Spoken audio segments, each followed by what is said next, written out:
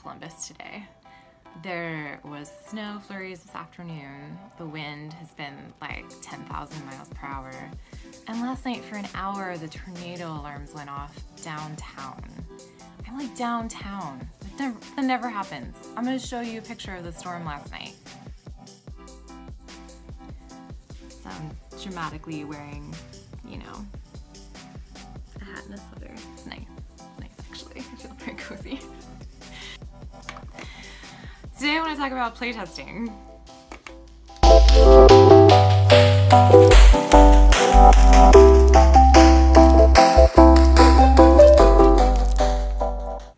So this Sunday I'm going to be doing some of my own playtesting on Actual Play, which is a channel on Twitch run by Sean Nittner and Strash Asimovic, sorry.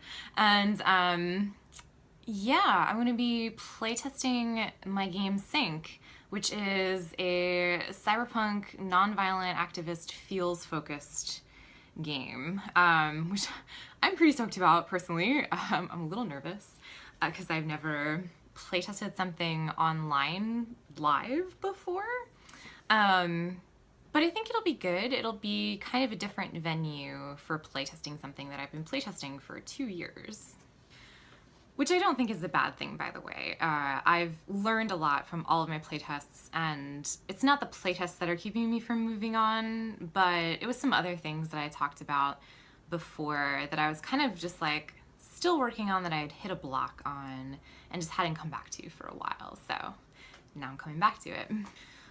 But when I think of playtesting, playtesting tabletop role-playing games in particular, or LARPs, I guess, could go either way. I come at it from a visual arts design angle. So, you know, to me, for my visual arts background, design is iteration. And so, like, I had this design teacher, Paul, can't remember his last name, sorry, my freshman year of college. Critiques, you know, if you haven't been to art school, are things that happen in a classroom setting in public.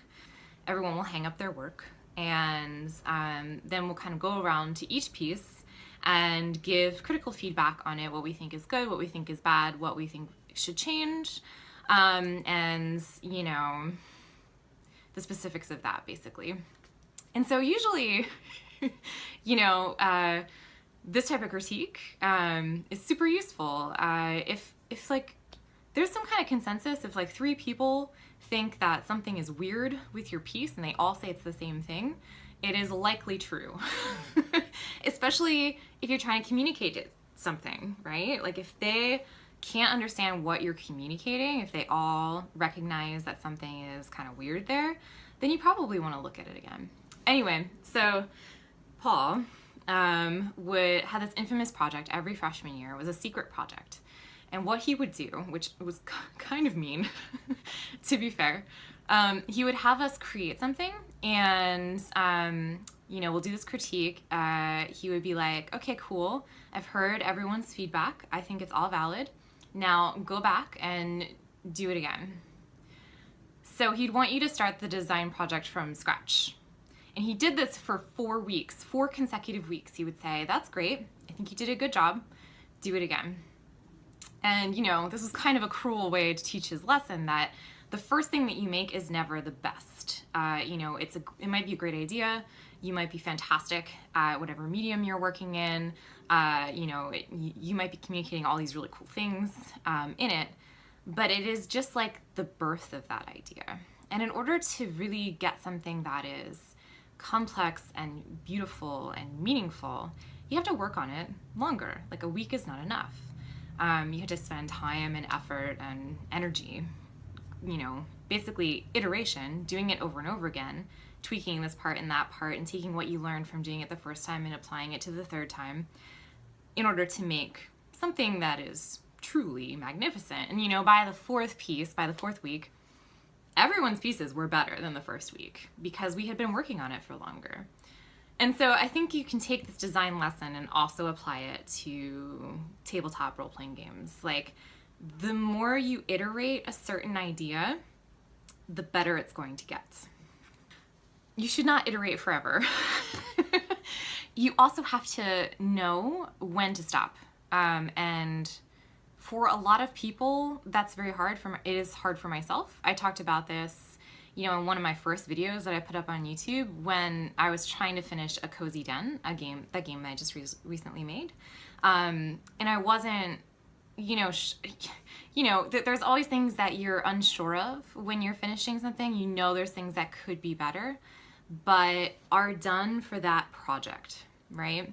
And so like you might iterate something 6 times and be like, okay, this is 95% doing what I want it to do. This is good enough. And I have to stop. I'm putting it out into the world. And then what you can do is apply everything you learned from that project to the next project instead of endlessly iterating that one project. So that's important. Do not iterate forever, but iterate a lot. It's helpful. I'm throwing the word iterate around a lot. Iterate just means, do something, doing something over and over again, doing it multiple times. So for my game Sync, it's SYNC, like, cool tech things. I have done a lot of different playtests for it. So I just kind of want to share with you the different types of playtests I've done to give you an idea of the types of playtests that exist so that you can actually do yourself if you want to. So the first thing that I did was it's what the community has called play storming. I think it might have come out of, the Pacific Northwest more popularly recently, like those play groups and the play style. Play styles differ depending on the area of the US you're in or the area that of the world that you're in, because different cultures create different types of play and different types of design. So that's even true for playtesting. Anyway, sidetrack. Playstorming is when, your design, you have a design, you've made character sheets, you know how the basic mechanics work, and they are written and communicated for everyone to read and use. You are probably running the game because a majority of the GMing instructions have probably not been written because it's all in your head. And, it's definitely kind of like bare bones. Like you might have the idea of how a mechanic works, but you're not 100% sure that that is how it will work, just kind of how you envision it to work. That's kind of the stage, a good stage to start a playstorm. A playstorm could actually even be even lower than that. It could be, you have a concept, but you're not sure what kind of structure of game you want. You could then playstorm out, like, it's a little bit more like a brainstorm, but you could basically be like, can you 3 role play these types of characters for me and role play out the scenario so that I can kind of figure out what I want play to look like, and then I can go write it down. So that could be a playstorm too. But my playstorm was a little bit more complete. I had characters and they looked nice, and I laid them out in InDesign and stuff. And I knew what system I was using. I was using Apocalypse World. So I then got together a group of my friends locally here in Columbus. And at that point I was like, hey, I don't really know 100% how this game will work, but I know what I want it to look like. So will you help me playtest this game so that I can design some of these mechanics better?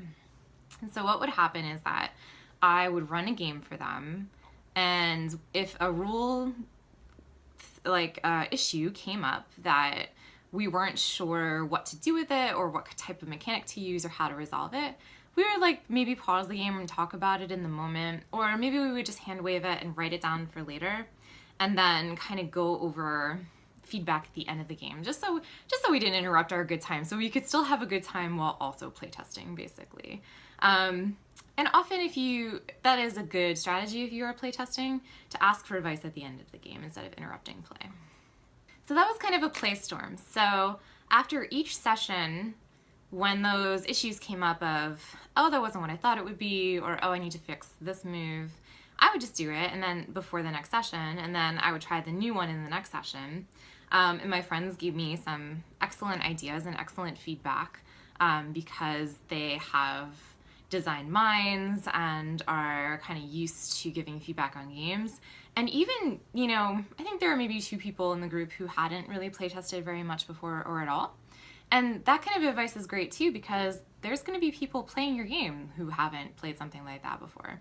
So any level of person can playtest at any level of playtesting. But that's kind of what the Playstorm looked like. So then after I did that for a while, I felt like I had a more fleshed out game. I'm like, okay, this is what it looks like. This is how I can run a session or a campaign.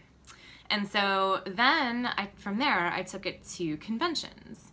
So I ran it at Games on Demand, at Origins, and at Gen Con, and at Big Bad Con, a few other places, I think, over the course of 2 years. And I then gave all the characters to, strangers at conventions to see if they would create the kinds of ideas or understand the same kinds of ideas my character sheets and my stories were trying to communicate, to my friends. So with my friends, we're kind of an insider group. We kind of have a sense a little bit more of what we're all trying to communicate. But with a bunch of people who maybe don't know each other and have never seen a game like this before, or are unfamiliar with, William Gibson books or Monster Hearts, the game, or, cyberpunk fiction that is nonviolent, or, basically any of my influences for the game, would they still be able to create the kind of play I was looking for? And the answer, almost resoundingly, was yes. So that was cool. I was like, there's something that I'm communicating in my writing, in the style, and the mechanics that is creating the kind of play that I want. So I am still running the game, right? So there is like my influence over the game at that point, but it is still people being able to understand these things without me explaining everything to them. And then the next stage is kind of like more external playtesting, like giving this to people, just the documents I've created, to run for a group somewhere else that I am not at all. So, people, some people ran it in the UK, some people ran it in Seattle, some people ran it in New York. I think there were a few more playtests that happened. And then I would get feedback from them trying to figure out like what they had difficulties with and what needed more explanation, what didn't make sense, and then any kind of tweaks they thought would be useful for the game. And then at that point, I just kind of was like tweaking stuff to make it more what I wanted to be after I got all of that feedback. So then I tweaked things, and then I actually ran it a few more times for some people to see if those things worked, and a few did and a few didn't. So those are the different types of playtesting. There's more, but those are kind of generally the types of playtesting that I find the most useful when I'm designing games.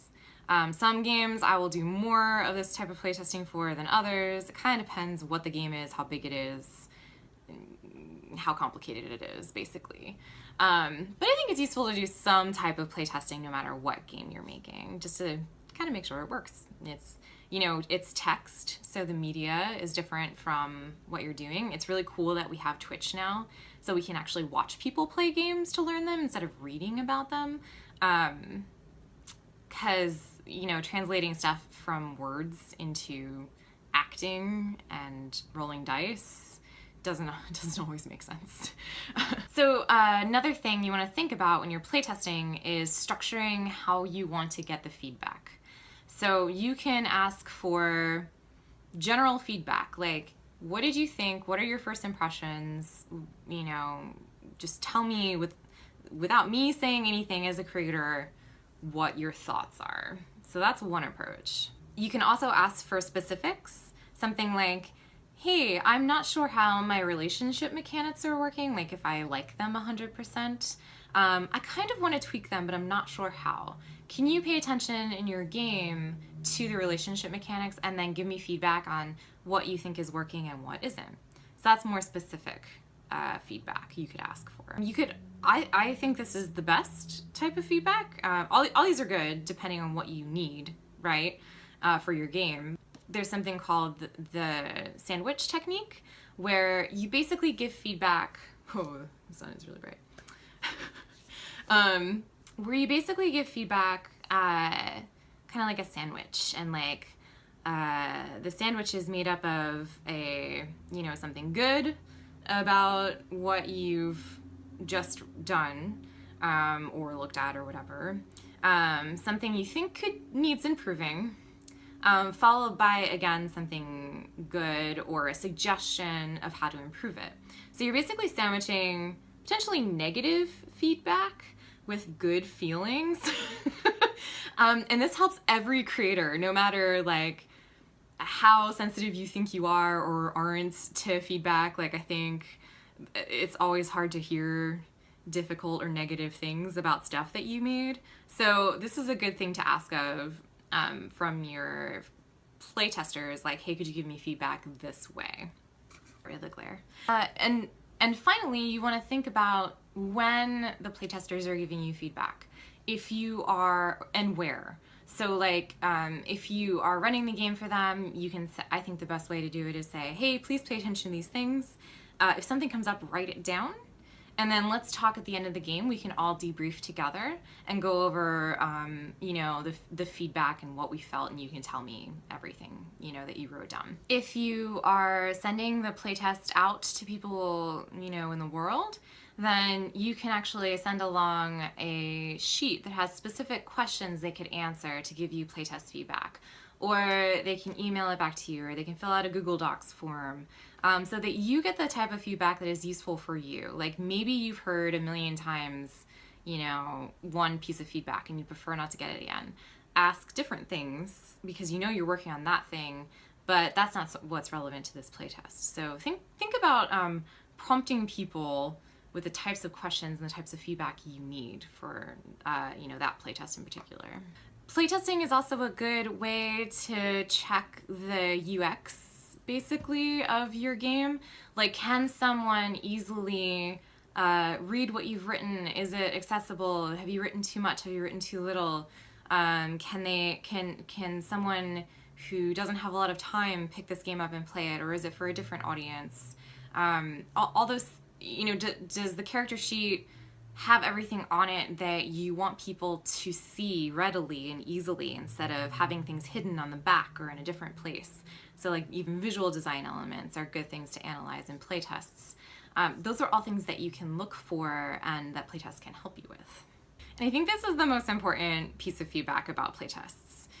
As a creator, you want to listen and absorb like everything that everybody is saying. What I do basically is I just listen. I don't respond. I don't defend my design. And I write down everything that everybody is saying. And I'm in a notebook. I basically just write everything down. And then sometimes if I'm not sure what someone is saying, I will ask for clarification. Like, did you mean this? And then I'll write more down with whatever they say. And then say thank you, and because playtesting is work. They're giving you critical design feedback. And then, an hour later or the next day, go back and look at those notes that you took and keep the things that you find useful, and don't worry about the rest of them. Like, I think it's very easy to look at playtest and design feedback and think, oh my God, I have to change all of these things that everybody said. But you don't. You just have to take the ones that are relevant to your design and apply them. So how do you know the difference? Well, you don't always. We're always going to design with our own biases. And what playtesting helps you do, what critical feedback helps you do, is kind of look beyond your bias a little and try to see something with someone else's eyes. So those eyes are valuable because they're giving you different perspectives that you didn't see when you were designing. And so, some of those perspectives are going to be valid, and some of them are still going to be valid, but just maybe not as useful to you and what you're trying to make. So, definitely listen to what everyone has to say, write it all down, look at it, analyze it, consider if you do actually need it, if you think it is necessary to change your game to fit this person's needs versus these three persons' needs, right? And just kind of change your document.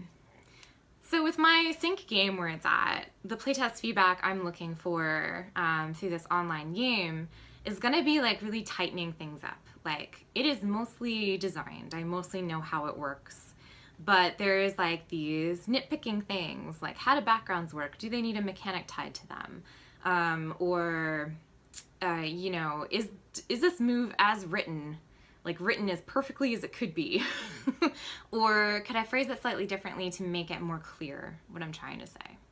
So that's where I'm kind of at with sync, and I'm excited to playtest it, and that I have people who are going to help me do that, and it'll be interesting. I'm planning on giving playtesting, having the playtesting feedback happen on air, so that people can kind of see how I do it and maybe get a few tips about how they can playtest too. So tune in. Thanks so much for watching. Please like, subscribe, share with your friends. I make videos every few days. And if you enjoyed this, please go back to my Patreon. It helps me make these videos. And it also helps me with my weird design projects. I'm also currently working on a David Lynch game that's specifically for my Patreon. So if you know, really like coffee and diners and strange, surreal art school videos, but want to roleplay that, go support my Patreon. So, yeah, I guess that's it about playtesting. Good luck in your playtesting. Do you use any of these techniques? I'd love to hear any more techniques that you might use, and share them in the comments below. I will see you next vid.